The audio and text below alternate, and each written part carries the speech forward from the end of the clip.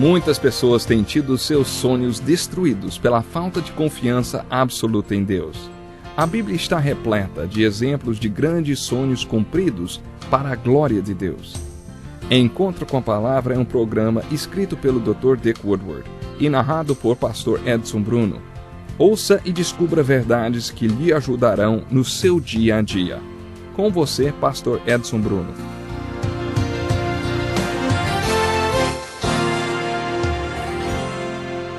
Seja muito bem-vindo à continuação do estudo do Evangelho de João. No último programa citamos os versículos 45 e 46 do capítulo 7 de João. Você está lembrado? Vamos começar o programa de hoje lendo esses versículos. Finalmente os guardas do templo voltaram aos chefes dos sacerdotes e aos fariseus, os quais lhes perguntaram: por que vocês não o trouxeram? Ninguém jamais falou da maneira como esse homem fala, declararam os guardas. Os guardas do templo foram enviados para prender Jesus e voltaram maravilhados, como crianças, com o que tinham ouvido e tinham deixado Jesus seguir o caminho. Alguma vez você já se perguntou como seria ouvir uma pregação de Jesus? Tenho um interesse especial pela vida de grandes pregadores e suas pregações. O famoso pregador Dwight Moody viajou para a Inglaterra para ouvir a pregação de Charles Haddon Spurgeon. Você não imagina o que aconteceu. A pregação aconteceu em um teatro. E sabe o que Moody fez? Ele procurou os donos do teatro e comprou deles o assento no qual esteve sentado durante a mensagem. Ele desparafusou a poltrona e a levou como souvenir para se lembrar do dia em que ouviu a pregação do Sr. Spurgeon, como costumava chamá-lo, o Sr. Spurgeon. Mas, voltando ao capítulo 7 de João, aqueles soldados não prenderam Jesus, não prenderam Jesus porque ficaram encantados com a pregação dele. Fico fascinado de pensar como deve ter sido esta pregação e como seria estar ali, ouvindo ao vivo, principalmente na hora em que Jesus gritou, conforme o versículo 28. Jesus exclamou em alta voz, uma segunda vez, relatada nos versículos 37 e 38.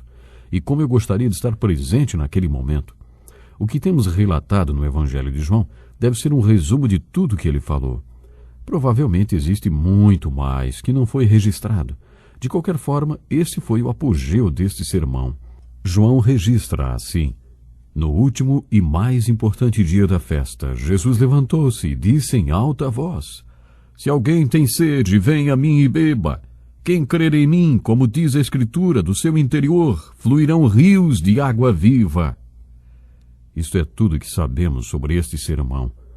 João oferece esse comentário. Ele estava se referindo ao Espírito, que mais tarde receberiam os que nele crescem. Até então o Espírito ainda não tinha sido dado, pois Jesus ainda não fora glorificado. A festa dos tabernáculos celebrava a peregrinação do povo de Deus pelo deserto. Todas as festas instituídas por Deus, através de Moisés, visavam servir de memoriais para que o povo se lembrasse de determinados fatos. Samuel Johnson afirmou que é mais necessário lembrar e relembrar do que instruir o homem. Isso é especialmente verdadeiro em relação ao povo de Deus. E é por isso que as Escrituras afirmam tantas vezes: lembra-te, lembra-te, lembra-te. Temos uma tendência a esquecer tudo muito rápido. É por isso que Deus quer que lembremos. Ele quis que o povo se lembrasse de muitas coisas, por exemplo, do tempo em que caminharam pelo deserto, e principalmente de como ele, sobrenaturalmente, supriu cada uma de suas necessidades. A maior dificuldade do povo no deserto era encontrar a água.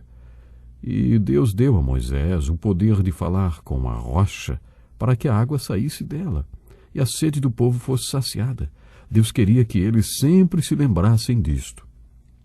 Por isso foi instituída a festa dos tabernáculos ou das cabanas. Eles construíam pequenas cabanas nas quais moravam durante uma semana e, segundo a lei, deveriam construí-las de tal forma que, de dentro delas, pudesse ver as estrelas para se lembrarem do tempo em que peregrinaram como nômades no deserto.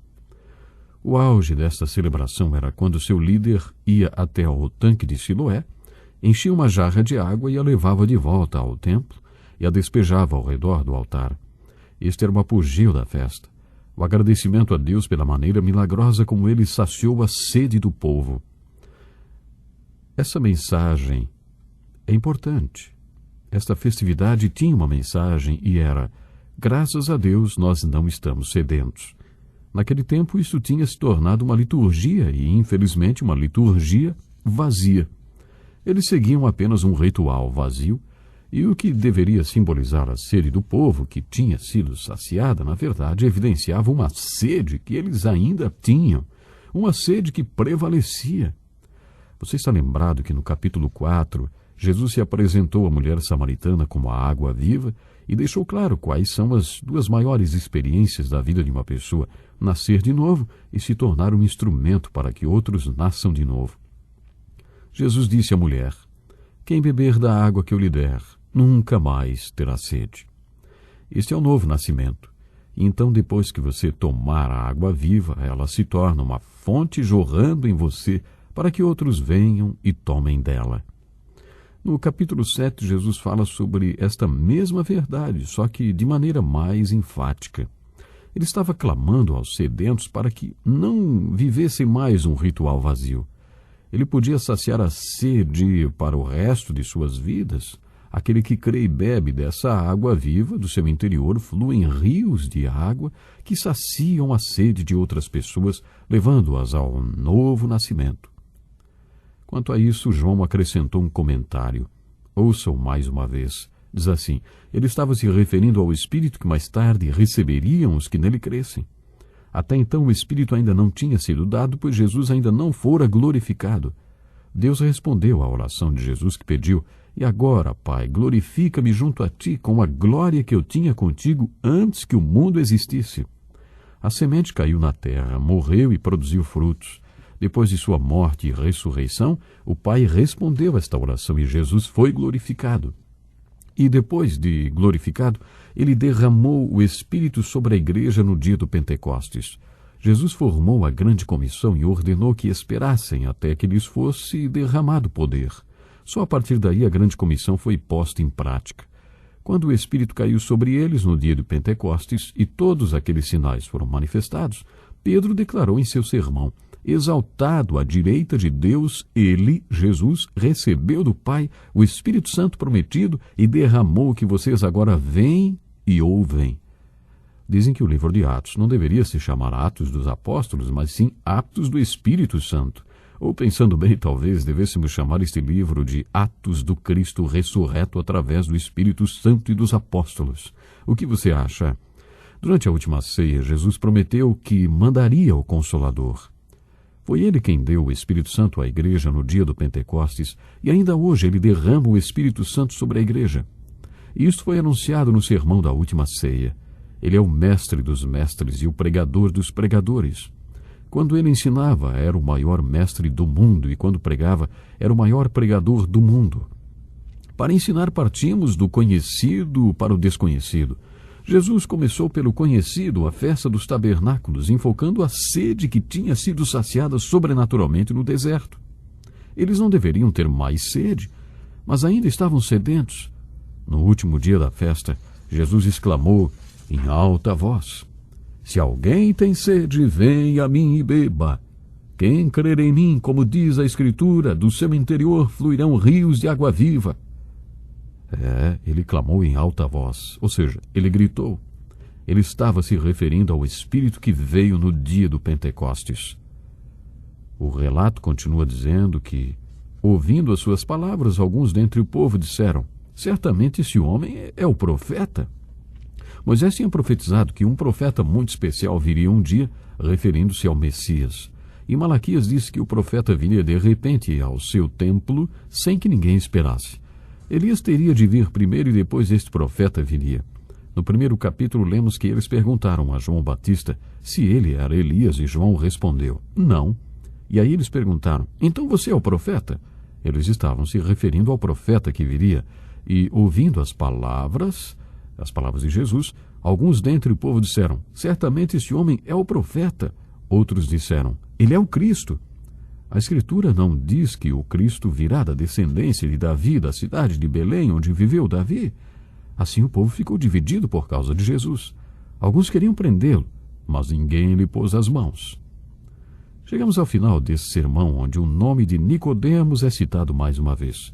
Segundo o texto, o sinédrio estava reunido e Nicodemos, que participava da reunião, perguntou-lhes: a nossa lei condena alguém sem primeiro ouvi-lo para saber o que ele está fazendo?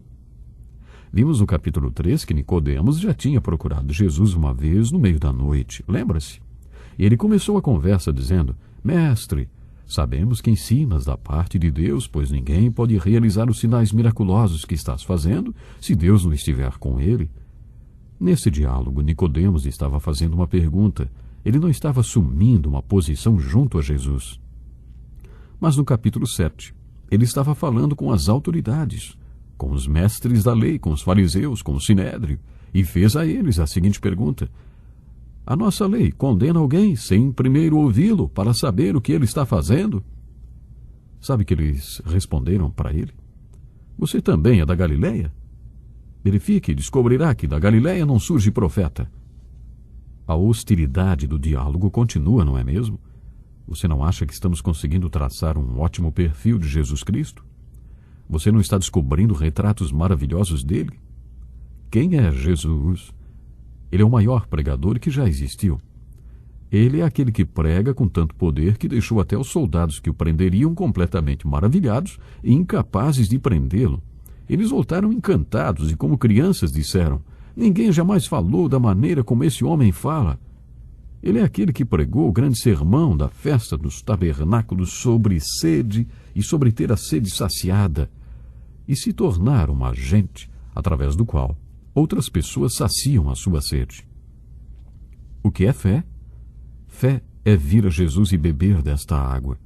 Fé é descobrir que, quando você experimenta um novo nascimento, sua sede é saciada e rios de água viva, não apenas um fiozinho de água, mas rios de águas fluem no seu interior. E desta fonte de água viva outros podem nascer de novo. Isto é fé. E o que é vida? Bem, vida é ter a sede saciada. E vida é viver dia após dia, semana após semana, mês após mês e ano após ano, a emoção de ser um agente através do qual outras pessoas nascem de novo. Este é Jesus, isto é fé, e isto é vida, de acordo com o capítulo 7 do Evangelho de João. Releia este capítulo pensando nas respostas a estas perguntas. E programe-se para estar conosco no próximo programa. Deus lhe abençoe e até lá.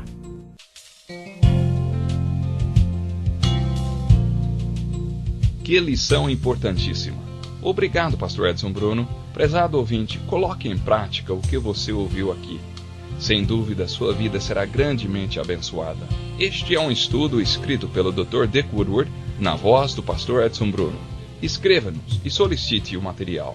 Nosso endereço é Encontro com a Palavra, Caixa Postal 2011, CEP 89201-970, Joinville, Santa Catarina. Até o nosso próximo Encontro com a Palavra.